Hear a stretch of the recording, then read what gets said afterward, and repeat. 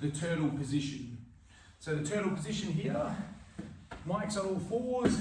He can be on his hands or he can be on his elbows for the drill, for the safety of him, and he should always keep a structure underneath here anyway, where he's putting a lot of weight into his arms, his back, his core, his quads. He's got wide base and his toes are on the floor. So he's like gorilla, so he's solid. So that's his goal underneath. Then you're going to need what we do on top to deal with this gorilla underneath. If he's relaxed and just using his arms, he'll be easily pushed around, and not only will he be easily pushed around, but he'll be hurt as well. Going to hurt his ribs and his back. So he's got good structure. So when I'm here, I'm going to have the same structure on top. My knee is under his bum. So if we spin around this way there, Mike. Here, knee under his bum, and my belly, chest over the top, and my hand controlling. I can grab his cloth and drive my knee up his bum and pull my hand in for pressure. My other toe's on the floor, my left toe, that's also driving along with my hand next to his head. I'm looming over the top of him. This is important to have this position because this is where I want to fix all the time. I've got to be careful, this way, be careful when I put my knee inside of his body, keep spinning, this way there, knee here. I have no control over his back end here, over his thigh, and I always want to have something around the thigh. Now, if Mike goes to flop to the side, here, he's already now got all that space that's going to be hard for me to fill it. When I'm here, position, control, and he goes to flop to the side because I've got so much pressure on him, he's kind of minimal choice, and especially if it was what it's going to be in reality, I'm controlling him first, and then I can hit to do whatever I need to do. As soon as he flops, my hands go to the floor, my hips, and I have his legs in between my legs. My hands are now on the floor, my chest is over his shoulder and tricep, I squeeze my knees. I'm still on my toes, and I've taken almost a low mount position on him. I've got him trapped between my legs.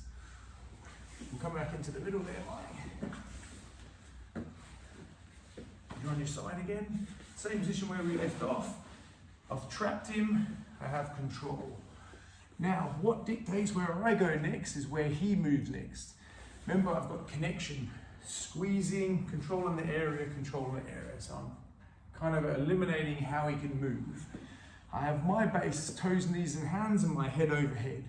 If Mike goes to snake his bum away, I will come around to the front, bring my knees in, and glue to the front of him. As Mike moves around, I've come around, and I fix my knees inside his hip, inside his chest. I'm on my toes, controlling his head. I'm back to control. If I end up in this position and Mike draws his knees to his chest, I will kick over, stay connected, put my knee behind his bum, and fix myself back to the position again. And if I get to this position here, control his thighs, and Mike doesn't do anything, then I will squeeze my way up into the mount position. So Mike's on the turtle position again. That was, let's move over this way then, Mike. That was here. I'm hovering. That's because he went to roll this way. That's going to be common. Like I said, I can force him over, not force him, but encourage him, let's say, to go to the other side. Or he might try and trap my arm, this arm. If he traps it, I'm very well aware that he's going to grab it probably aggressively. Someone technical, someone not so. I let him have it, and I'll put that left hand to his chest. As my right hand just picks underneath his knee, and I'll roll him over and put one hook in. I have one under this side, I have one over this side. Perfect for me. He has three options. Option one, he rolls over the top of me. I take his back with four hooks in and start to work the choke. Option two, he goes to roll belly down. I roll over him. I'm going to squash him into the floor. That's going to be really bad for him. So I'm here. Option 3, the best option, he's going to try and put his back to the floor because he's limited in what he can do. Yep, and then he's going to be halfway out.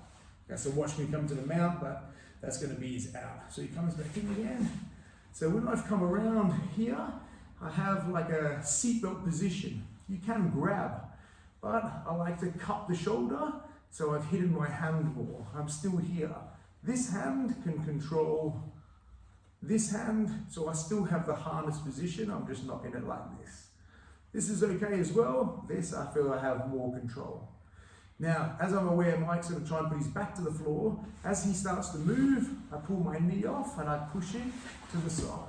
And I bring myself up, and my hand is already under here, my other hand controlling. I don't need much else, just my body weight to finish it off.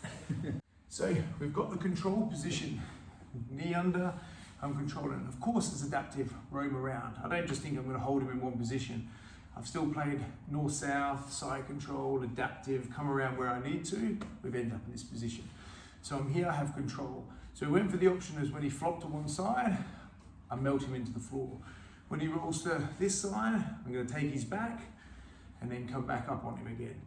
Now, this time, I would say more like self-protection, because Mike wouldn't do it because he's a professional and he understands it wouldn't be smart for him to do so, but someone out there would do. Doesn't know what to do, panics, aggressive, they're going to come up.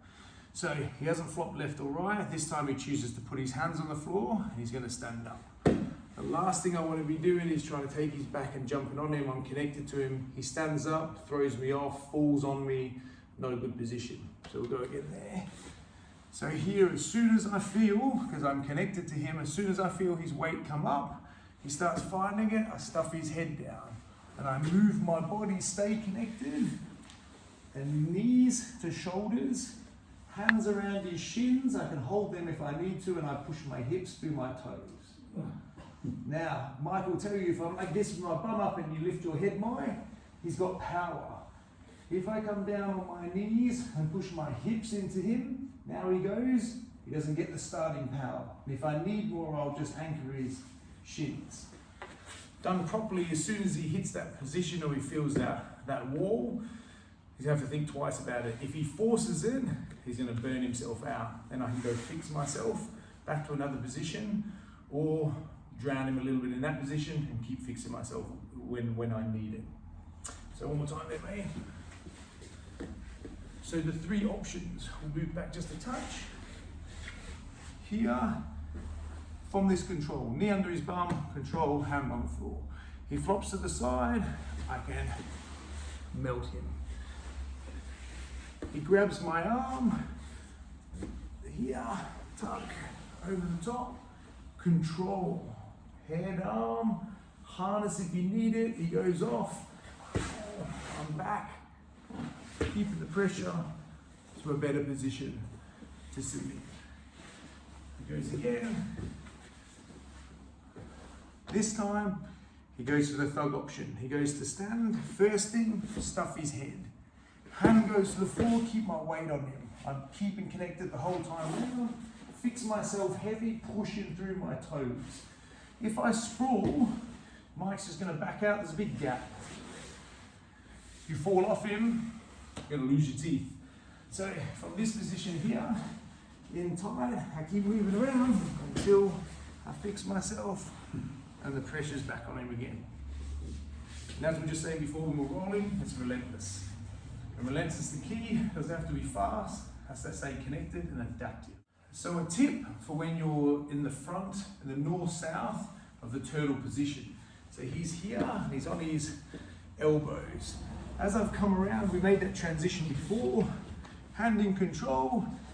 Here, as he starts to lift his head up, I put my hand on his head. It doesn't have to be my hand on his head. He might lift his head up. I'll put my hand over and then start to drag my body weight down, as long as I stay connected. So I want to have something connected at all times, so nothing comes off the floor. So here, 1, 2, and I come around. I fix myself in this position. Let's just move this way, that way. So when I'm in here, the mistakes made, sprawl too much, I'll give him his head. And when his head can move, lift with your head there, Mike. everything else will move. From the side here, if I'm too much like this, here, if his bum can lift, now his head can get momentum. So to break him down, I keep my structure and break his. My knees are underneath his shoulders. My hands can be around the shins. I don't need to pull on them. You can if you wish. Hamstrings, I just stay connected. Here, but my hips go in. Now I want to make sure that my hips are over his head. That's taking care of that problem. And now my head is over my chest, his lower back. Now I've taken control of the head and the bum. They're the biggest problems. Remember, like this. Now they're not taken care of. Now they're taken care of. As soon as he pushes, I push through my toes, push through my hips. Even with my strength, he's not going to pull his way out of it. Let's say though, there's always someone lunatic who's going to push their way out of it. I'm going to let him use about 50% of his energy. I'm going to come around tight, and then I'm going to hound him in the next position.